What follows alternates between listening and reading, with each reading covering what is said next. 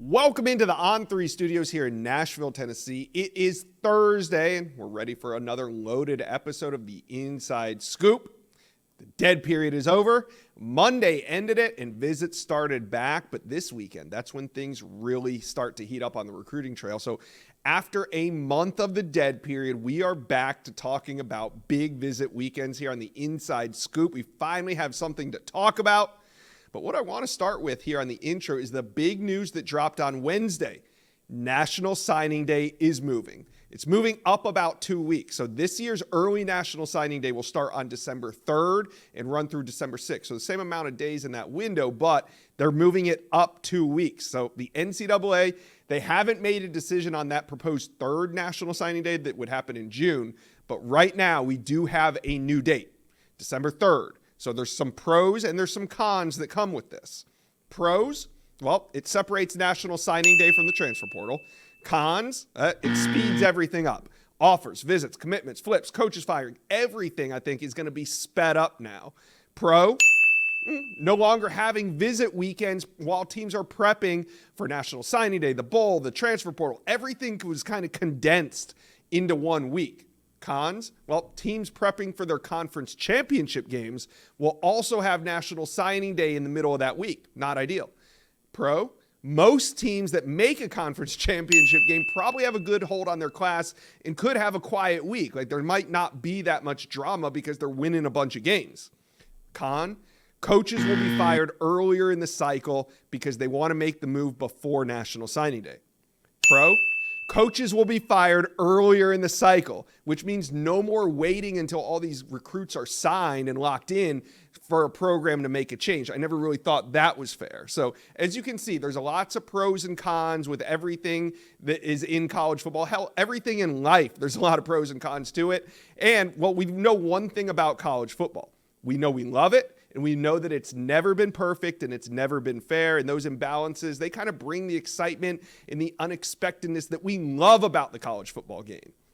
So anyway, what do you guys think about this early National Signing Day? Do you think it's helpful? Do you think it causes more issues? I want to know what you think. Comment section below. Let me know your feelings on this new National Signing Day date. All right, we got an exciting show today. Cortez Mills, the wide receiver that we've been talking about on almost every video. He's in for an interview. We go one-on-one with him. We also talk Oklahoma, LSU, big visit weekends on tap. We go in depth on what to expect there. All right, let's get to it. LSU has the #1 ranked recruiting class in the country. And if you read the latest updates on our Bengal Tiger site, there could be much more to come. That's why I got the one and only Shea Dixon, LSU Insider, on today's video, because Bryce Underwood is back in the Bayou this weekend. Also, a couple new LSU picks on the recruiting prediction machine. But first, LSU fans, I was the first to predict Bryce Underwood to LSU, so that's worth a subscribe. Go ahead and smash it for me. Okay, let's bring on Shea Dixon from the Bengal Tiger, and we're going to talk about some of these latest LSU predictions. Starting with Micah DeBose, I saw you finally put a pick in. Chad Simmons put his in about a week or two ago. Why finally are you putting that pick in for Micah DeBose to LSU? Well, it was on 3 RPM day, so I was celebrating that and participating. And look, I already have a pick in for James Simon, the in-state running back that they've been after. So I moved outside the state, and I think the guy you would put up there with Simon as the most likely, potentially next to commit, is DeBose. And as you mentioned, Chad Simmons flipped his pick. It was on Auburn. Now it's on LSU. Yeah. Billy and Body and I made picks on 3 guys on 3 RPM day to land at LSU. DeBose was one of them.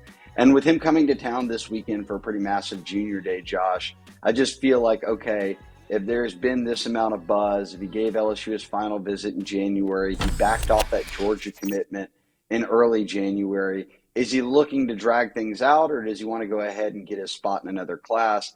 If it's jump into another class sooner than later, all signs are pointing to LSU. So I felt good about that pick, at least going into the weekend. Yeah, for sure. And, you know, Micah DeBose, Chad Simmons kind of already broke the news that he was trending heavily to LSU. So I'm not going to say I was disappointed in your Micah DeBose pick. I was just maybe thought you should have done it earlier. But you totally redeemed yourself with the next 2 picks, because if we're talking LSU recruiting, we're so used to talking about #1 players at their position. And Shay, you came through with 2 big RPM picks, one for Jakeem Stewart, the number 1 overall player in the 2026 class. So Bryce Underwood, the number 1 player in the 25. You just put a pick in for Jakeem Stewart to LSU, number 1 player in the 2026 class. And you didn't stop there. You also picked Lamont Brown, who's the number 1 interior offensive lineman, to also end up at LSU. Shay, you made these picks. I mean, you are really calling your shot. You're basically taking one dribble over the half-court line and pulling up from 3. What gives you the right to put in a pick for Stewart and Brown this early?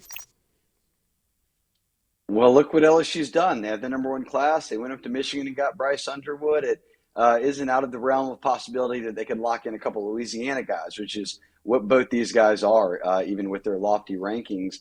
Early on the On3 industry rankings, Josh, both Jakeem Stewart at number 1 and Lamont Brown also in the top 5 nationally, regardless of position. So 2 very highly thought of prospects. Here's my thought process. With Jakeem Stewart being the number 1 player in the country, teams have been after him since middle school, coast to coast. He makes visits. He will make visits. I just think when the dust settles, LSU badly needs D linemen, and Bo Davis is as big a name as it gets, is back in Baton Rouge now recruiting defensive linemen to LSU. And he's a St. Aug kid. This is Leonard Fournette territory and Tyrann Mathieu and so on. When you've got Frank Wilson recruiting New Orleans in that school and being on Stewart for as long as he's been, I just think that when the dust settles, it'll look good for LSU there. Then with Lamont Brown, this is the benefit of having a kid who goes to high school on your campus. Look, sometimes it doesn't work out. A lot of U-High kids have gone elsewhere over the years, but not recently. And they've got Keelan Moses committed, a U-High linebacker, 4-star for this 2025 class. When I looked at the 2026 class next year, Lamont Brown is that big guy in Fusion. Because of attending high school on LSU's campus, he's visiting almost all the time when it's an open contact period. So he'll be at a lot of practices coming up. I don't think he shuts things down soon. Like, he's only a junior, about to be a junior. But I do think that when you look at kind of how things could unfold moving forward, he's one in that 2026 class. I don't think they let leave the city.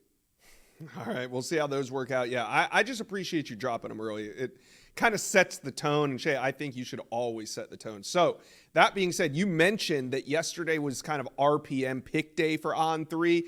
That's why we're talking about so many picks and predictions on this channel all week. Was there any picks that you saw around the network that surprised you? I don't know if surprise is the word, because I do feel that this is LSU's main competition, but it's notable that Anquan Fagan's one of the top 5 safeties in the On3 industry rankings, prospect coming out of Alabama, got an RPM by Jeffrey Lee at the Auburn site to Auburn. Now, it was at 55% confidence, so wasn't a through-the-roof 90% done deal type of thing, but he's a guy in the month of February that LSU has been really pursuing heavily, Josh. And there was a turnover on the defensive staff where every on-field coach was let go. They bring in all new on-field coaches, and they've made Fagan's a big priority. He's about to visit this month. So do I think he shuts things down, for Auburn any moment now? No, but I thought it was notable that there was at least some confidence that the one-time Southern Cal commit could be looking to stay in state versus maybe leaving. And I think LSU, if he left the state, is the team to beat right now. Okay.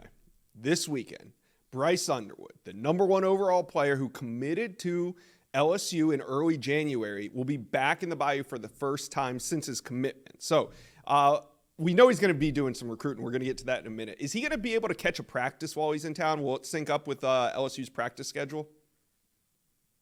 Yeah, that's the good news, is that they practice Friday and then they have a junior day Saturday. And a lot of guys are coming in for both or doing one or the other, but they do have a heavy emphasis on getting guys to practice. So he'll be able to be in this weekend, and then he'll be back on April 13th for the spring game. And he's been pretty public about saying, I'm not taking other visits. I'm not talking with other teams. I'm locked in.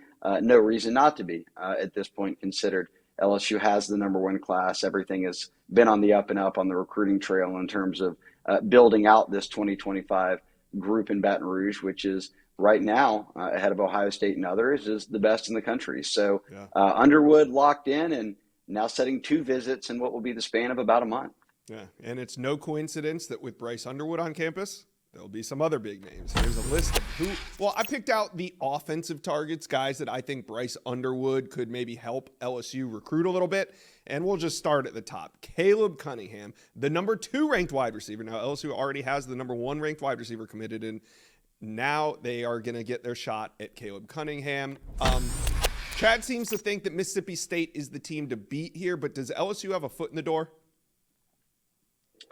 I think they've got more than a foot in the door. And look, when you've got Bryce Underwood coming in, you've got Harlem Berry, the number 1 running back coming in, who's committed. And then, as you mentioned, a commitment from the number 1 wide receiver in Cortez Mills. He'll be in town this weekend. Okay. When you put yourself around that kind of talent, including Underwood, as a receiver, it catches your attention. So I think this is a big weekend to get Cunningham on campus. And I agree with Chad. And I think that certainly in the sense that when there are elite Mississippi kids, no matter the state of the programs, Ole Miss and State make it very tough to get those guys to leave the state. I mean, even Alabama over the years in the heyday wasn't going in and just plucking every top Mississippi kid. So it's tough sledding, I think, for all teams who are trying to get Caleb Cunningham.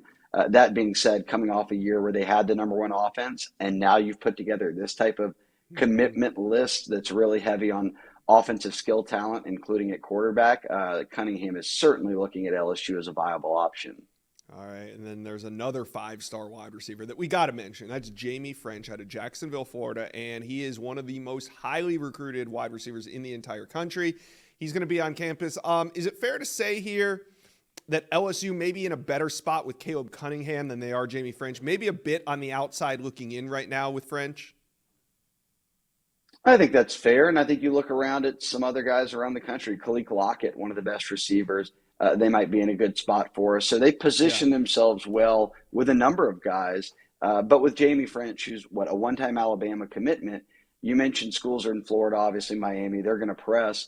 But Ohio State landed an on-3 RPM pick on RPM pick day this week. So that's notable that at least Ohio State feels like, hey, look, they're really in the race there as well. So if I'm handicapping it, and look, this could change. He visits this weekend, and what if he has a great visit weekend with the aforementioned quarterback and receivers and running backs that are all committed that are going to be there, let alone the staff, and things go well? Does LSU shoot up the board? Maybe, but I think right now with the number 1 receiver in the country committed coming out of Texas, and then the number 1 receiver in Louisiana committed in Teron Francis, they'll take 2 to 3 more guys. I would handicap it as maybe French being behind guys like Cunningham, Lockett, and some others in terms of maybe the likelihood they end up at LSU.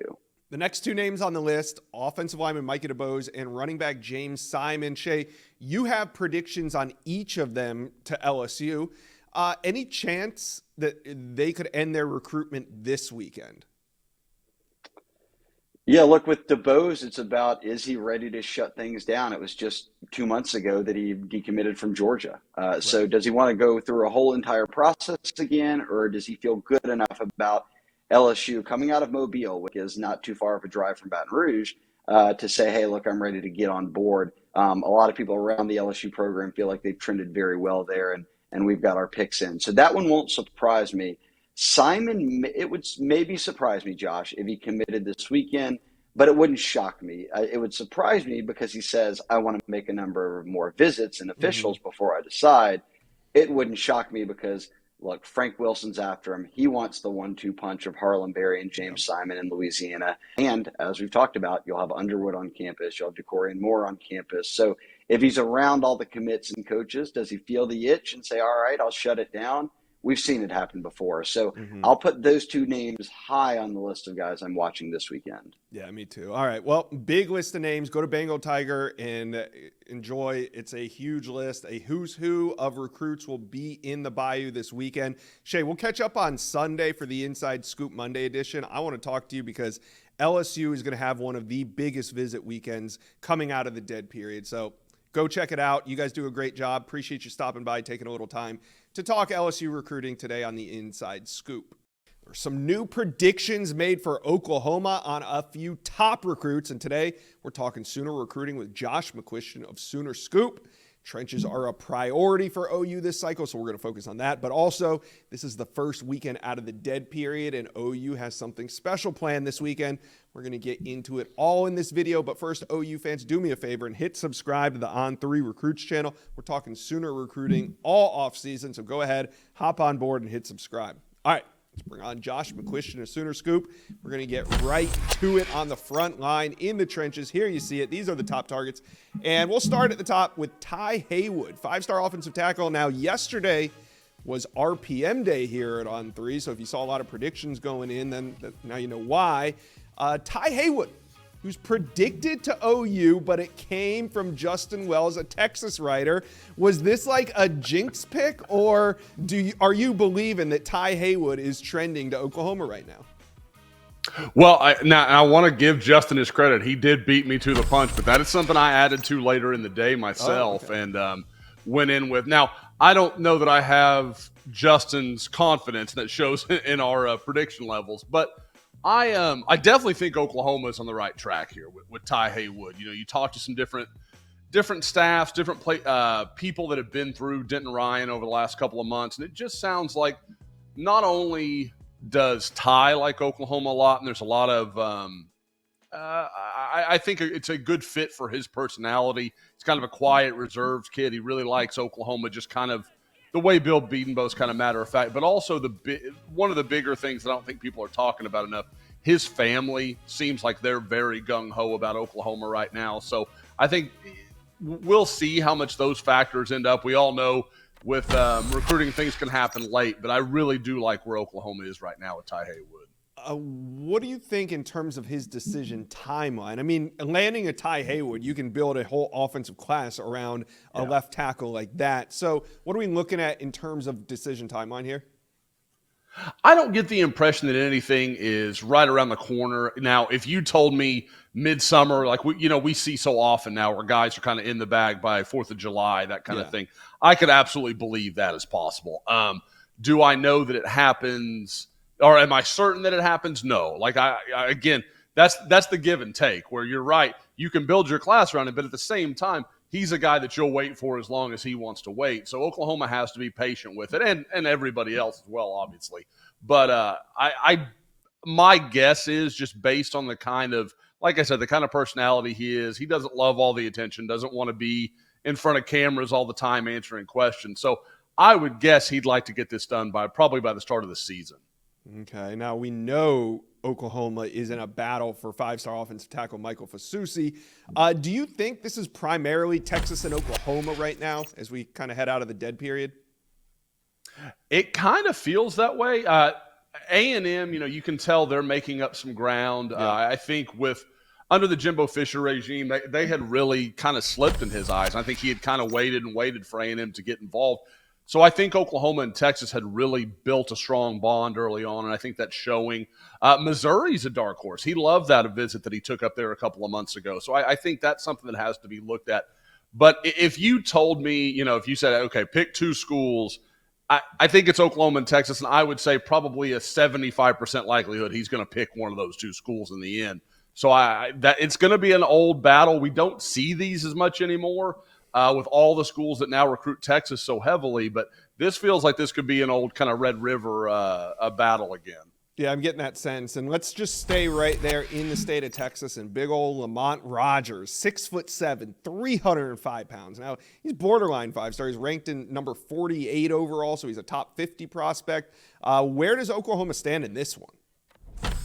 Yeah, and the amazing thing, for those that don't know Dallas, these guys are all within like 20 minutes of each other, amazing. 20, 25 minutes. Like, it's just unbelievable to have this much tackle talent in one little area.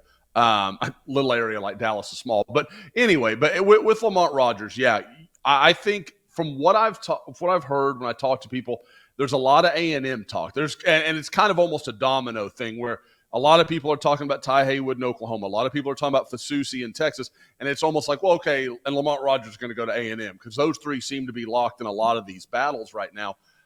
The school that I hear a lot, though, along with Oklahoma, is LSU. So I know they've made a big impression on him. He's really liked those visits.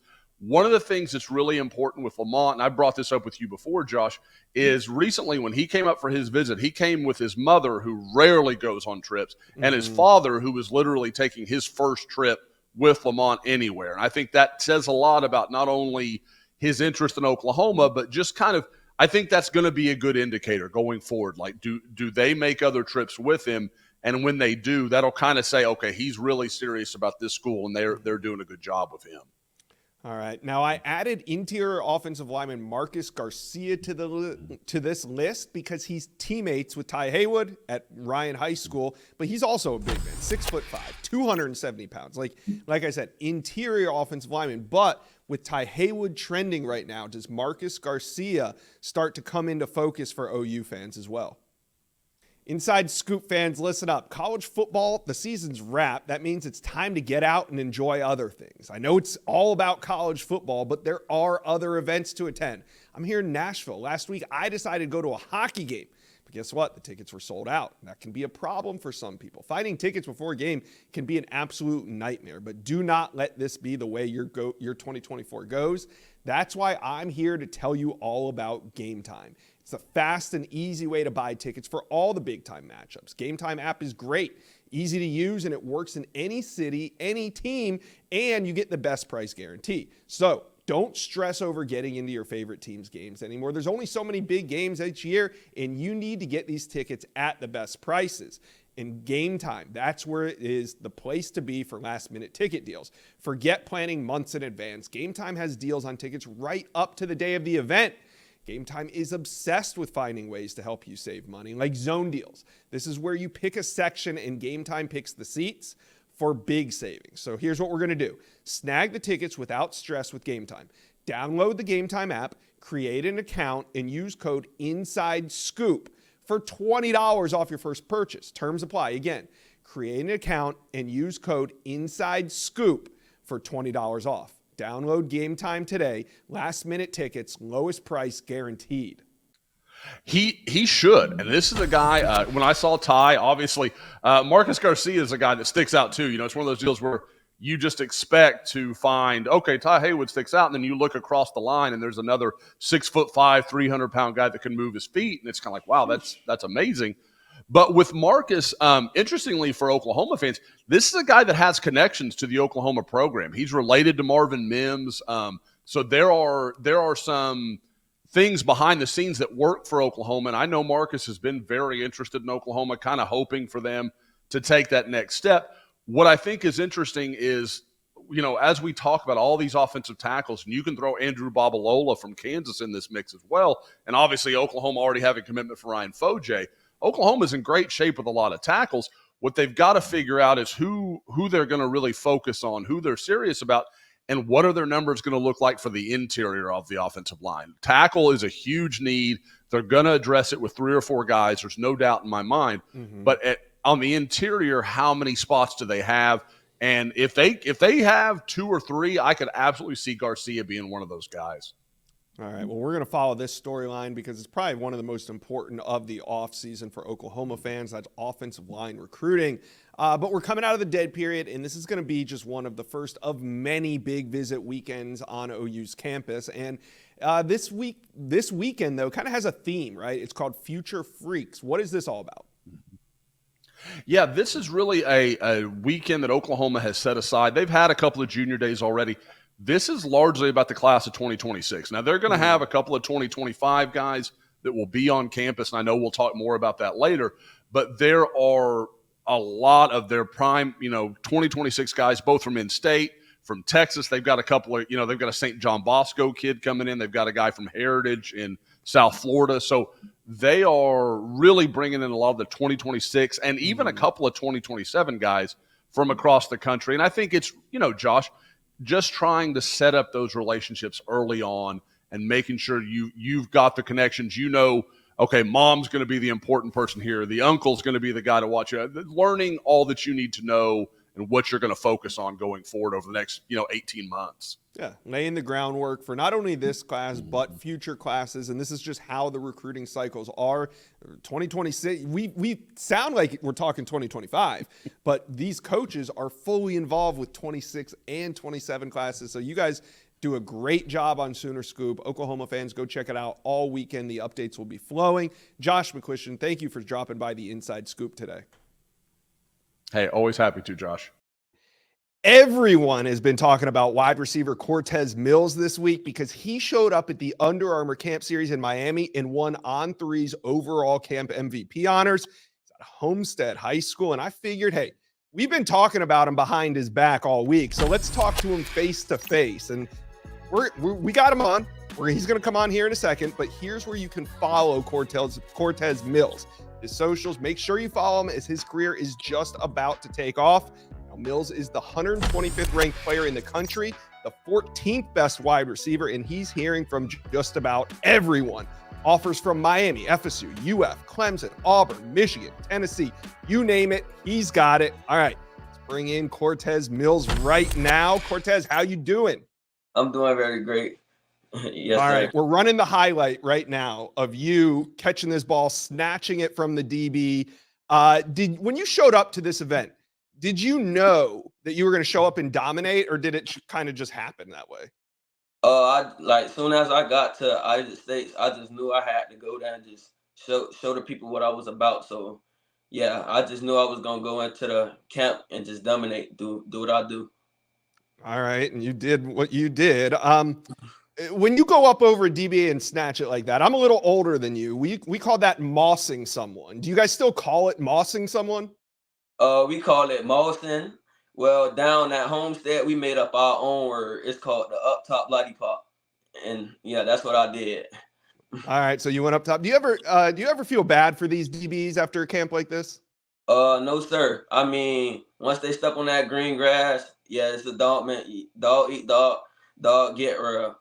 I love it. Did you hear from any college coaches after your performance over the weekend? Right after the camp, I mean, every coach is just sending me the little thing I got with the number one. They just sending me the MVP, and all of the coaches was just saying congratulations and stuff like that.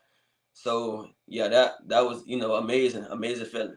Yeah, I know it's early in the cycle. There's a lot more camps, a lot more common tech. Your whole senior season is ahead of you. But what did it feel like to go out and dominate the way that you did and earn MVP honors?